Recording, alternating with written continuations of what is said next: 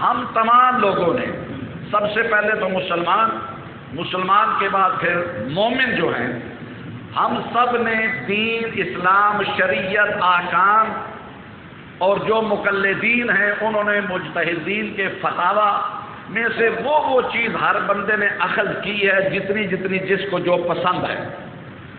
یعنی دین میں سے بھی ہم اتنا ہی دین لیتے ہیں جو اپنی مرضی کا ہے.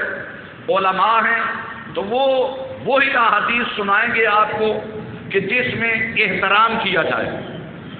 مثال کے طور پر کہ خداوند متعال کا رسول ارشاد فرماتا ہے کہ العلماء ورثۃ الانبیاء، کہ علماء جو ہے یہ انبیاء کے وارث ہیں. بتا رہا ہوں کہ ہر بندہ دین کتنا لیتا ہے. اب یہ حدیث ہم آپ سب کو سنیں گے کہ جی علماء جو ہیں انبیاء کے وارث ہیں. کیوں کہ جس طرح جی ان کی عزت و احترام اسی طرح ہماری بھی عزت و احترام کی جائے. لیکن اگر کوئی میرے احترام کے لیے اٹھا نہیں، سلام نہیں دیا تو میں فوراً سیخ پا ہو جاؤں گا. کیوں ہو جاؤں گا؟ کہ جی میری بھی عزت ہونی چاہیے، ہم تو انبیاء کے وارث ہیں. لیکن یہی انبیاء تھے جن کو لوگ پتھر بھی مارتے تھے. سید الانبیاء کو طائف کے بازاروں میں اتنا لہان کر دیا گیا کہ ان کے جوتے جو ہیں وہ خون سے بھر گئے. گالی دیتے تھے، اوجری پھینکی جاتی تھی. تو ہم نے بھی اتنی ایسی حدیث لی جو ہمارے مطلب کی ہیں، احترام والی ہیں. چاہیے تو یہ نا کہ وہ گالیوں والا جو ورثہ ہے جو انبیاء کا ہے وہ بھی تو علماء کے حصے میں ہی آنا ہے نا. تو اس وجہ سے تاجر حضرات ہیں تو ایسی احادیث اور آیات نکالیں گے جو ان کے اپنے مقصد کی ہیں. تو خداوند متعال قرآن مجید ارشاد فرماتا ہے کہ اپنے مقصد کا دین نہ لو، اپنی ذات کے لیے صرف نہیں بلکہ پورے کے پورے دین میں داخل ہو جاؤ. تو یہاں پر بھی یہی حکم ہے کہ ہم نے نماز جمعہ کے لیے بھی، اب ویسے کثرت سے لوگ ایسے ہیں جو مسئلہ تکلیف کو نہ مانتے ہیں نہ عمل کرتے ہیں، لیکن جو مسئلہ پسند ہوگا آیت اللہ العظمی آقائے حافظ بشیر حسین ندوی صاحب کا، وہ مسئلہ ان کی مرضی سے لے لیں گے. جو آیت اللہ سیستانی کا مسئلہ پسند ہے وہاں سے وہ نکال لیں گے. جو جناب علی قمہ زنی اور زنجیر زنی کرنے والے ہیں وہ دوسرے کا فتویٰ لے لیں گے. جہاں پہ نماز جمعہ میں رعایت آتی ہے وہ دوسرے مجتہد کا فتویٰ لے لیں گے. بھائی اس طرح دین نہیں لیا جاتا. تقلید جب آپ کر رہے ہیں تو جس کی تقلید کر رہے ہیں تمام مسائل میں اسی مجتہد کے فتویٰ پر عمل کرنا واجب ہے. یہ نہیں ہے کہ جب میں نے زنجیر زنی کرنی ہے تو حضرت بشیر صاحب کا فتویٰ لے لوں، قربانی پہ جانا ہے تو حضرت سیستانی صاحب کا فتویٰ لے لوں حج کے لیے، اور دوسری جگہ پہ جانا ہے جناب دوسرا میں نے جمعہ شروع کرنا ہے تو آیت اللہ حضرت بشیر صاحب کا فتویٰ لے لوں. بھائی فتویٰ لینا تو جس کے مقلد ہو ساری کی ساری اس کی تقلید کے فتویٰ پہ عمل کرو تو پھر مکمل بات ہے. یہ نہیں ہے کہ اپنی مرضی کا ایک ادھر سے فتویٰ ایک ادھر سے فتویٰ ایک ادھر سے فتویٰ لے لیا جائے. تو اتحاد اور متحد پچھلے تقریباً 10 دنوں سے پوری ملت تشیع میں جو یہ غم و غصہ کی لہر دوڑی ہوئی ہے، اکثر لوگوں کو تو پتہ ہی نہیں لیکن سوشل میڈیا کا دور ہے، کچھ لوگ جانتے بھی ہیں. ہر تنظیم اپنے طور پہ تو کوشش کر رہی ہے لیکن ملت اکٹھی نہیں ہو رہی. جو جس ملاؤن نے امام زمان جل اللہ فرہ شریف اور ان کی والدہ محترمہ بارے گستاخی کی، لاہور میں رہ کر اچھا پھر اس کی گستاخی ہونے کے باوجود وہی بندہ ویڈیو چلا رہا ہے کہ کربلا گاہ میں جا کے گھس گیا. لیکن جگہ جگہ پہ احتجاج کی کال تو دی جا رہی ہیں، لیکن ہم میں سے کتنے لوگ ہیں جو بیدار ہو کر وہاں پہ اپنی یہ فریضہ ادا کر رہے ہیں. ہم زیارت میں بھی کہتے ہیں جب امام حسین علیہ السلام کی زیارت پڑھتے ہیں کہ یا لیتنی کنت معکم فافوز فوزا عظیما، مولا کاش ہم کربلا میں ہوتے تو ہم آپ کے ساتھ ہوتے. ارے بھائی 1400 سال پہلے کا یزید اگر موجود نہیں ہے، وہ امام نہیں ہے تو وقت کا امام تو موجود ہے جو وقت کا یزید ہے. اور وقت کے امام کے لیے ہم ویسے تو نعرہ لگاتے ہیں کہ لبیک یا حسین، اور یہ امام علیہ السلام کا جو استغاثہ ہے حل من ناصر ینصرنا، یہ صرف 10 محرم 61 ہجری کے لیے نہیں تھا، یہ قیامت تک کے لیے ہے.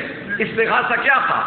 اس لیے مولا جناب عباس کی شہادت کے بعد، شہزادہ اکبر کی شہادت کے بعد، جناب اصغر کے گلے سے تیر کھینچنے کے بعد، جناب قاسم کے ٹکڑے اٹھانے کے بعد، جناب عباس کے بازو اٹھانے کے بعد، جناب شہزادہ اکبر کے سینے سے برچی کا پھل نکالنے کے بعد جو کہہ رہے تھے حل من ناصر ینصرنا، کیا اس کا مطلب یہ ہے کہ ہے مجھے کوئی یہ قتل ہونے سے بچا لے یا مجھے شہید ہونے سے بچا لے؟ نہیں، امام یہ فرما رہے تھے کہ جو میں ہدف اور مقصد اور مشن لے کر مدینہ سے آیا تھا اس کے لیے میرا بھائی عباس بھی شہید ہو گئے، بیٹا علی اکبر بھی، علی اصغر بھی، اور محمد بھی، سب شہید ہو چکے ہیں، ابھی تھوڑی دیر بعد مجھے بھی شہید کر دیا جائے گا، لیکن میرے بعد کون ہے جو اس مشن پہ میرے ساتھ لبیک کہنے والا ہے؟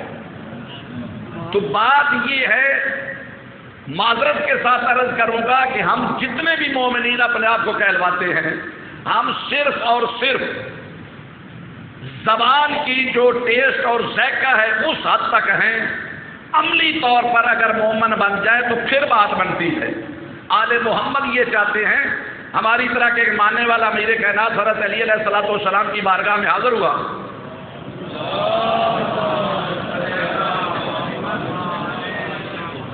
امیر کائنات کی بارگاہ میں آ کے ارشاد فرماتا ہے، مولا آپ کے ماننے والے اب بڑے ہو چکے ہیں، بڑے علی ولی اللہ پڑھنے والے ہو گئے ہیں، بڑے ماننے والے ہیں، تو آپ جناب علی اپنے حق کے لیے خروج کیجیے۔ امام ارشاد فرماتے ہیں کہ میں بہتر جانتا ہوں، چند بندوں کو ساتھ لیے پھر آ گئے۔ امام ارشاد فرماتے ہیں کہ مجھے پہچان، میں علی ہوں، میں خود بہتر جانتا ہوں۔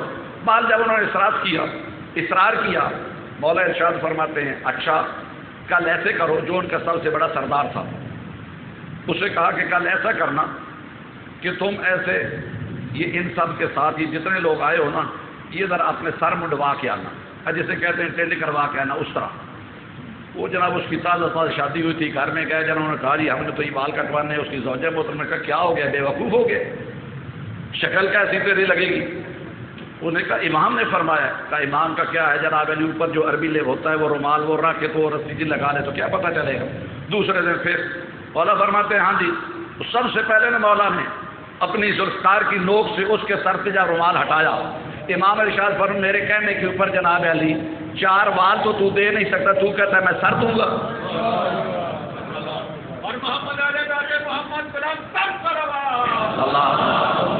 وسلم، اس لیے میں معذرت سے عرض کروں گا کہ جس امام کے کہنے پہ ہم 4 وال داڑھی کے رکھ نہیں سکتے، اس امام کے کہنے کے اوپر ہم سر کیسا دیں گے؟